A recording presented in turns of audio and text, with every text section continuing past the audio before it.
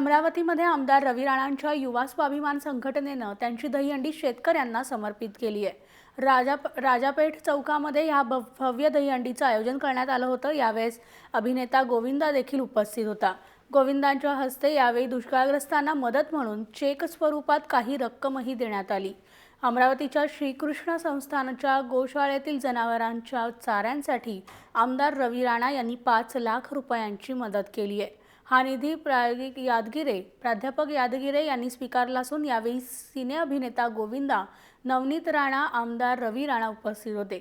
यावेळेस हजारोंची गर्दी देखील जमली होती। या संदर्भात आमदार रवी राणांशी बातचीत केली आहे आमचे प्रतिनिधी प्रशांत कांबळे यांनी। मला सांगा की या दहीहंडीची नेमकी विशेषता काय आहे आणि तुम्ही कशासाठी ही दहीहंडी दरवर्षी आयोजित करता?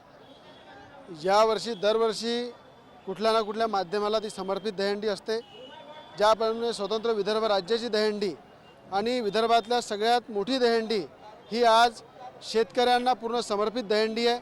कारण की आज शेतकरी संकटामध्ये सापडलेला आहे, कठीण परिस्थितीमध्ये। कृष्ण भगवंताला आमचं साकडं आहे की शेतकऱ्यावर कृपा होऊ दे। या मराठवाड्यामध्ये, विदर्भामध्ये, पश्चिम महाराष्ट्रामध्ये मोठ्या प्रमाणात पाऊस पडला पाहिजे, शेतकरी सुखी झाला पाहिजे, यासाठी दहीहंडी समर्पित करत आहे। आणि त्यानंतर आज शेतकऱ्यांच्या गुराढोरांची परिस्थिती गंभीर आहे। त्यासाठी आमच्या युवा स्वाभिमानच्या वतीने शेतकऱ्यांच्या गुराढोरांसाठी, ज्या गाईला कृष्ण भगवंतांनी आई मानलेला आहे, आपण आपल्या जीवनामध्ये गाईला मातेचं रूप दिलेलं आहे, त्या गाईच्या संरक्षणासाठी 10 लाख रुपये युवा स्वाभिमानच्या वतीने त्या चाऱ्यासाठी आणि गाईच्या पालन पोषणासाठी आम्ही युवा स्वाभिमानच्या वतीने देणार आहे। ह्या दहीहंडीची विशेषता आहे, आज मराठवाड्यामध्ये दुष्काळ आहे, विदर्भात सुद्धा शेतकऱ्यांच्या पिकं करपली जाते। तुमची शेतकऱ्यांबद्दल आणि या दहीहंडीबद्दल उनकी आज अगर जाके हमने परिस्थिति देखी तो आज वो सर पे माथे पे हाथ रखकर उनका अफसोस शुरू होगा। उनको ये नहीं पता कि आज जन्माष्टमी है या दहीहंडी है, उनको ये पता है कि हमने साल भर खाना क्या है और लोगों को क्या खिलाना है साल भर।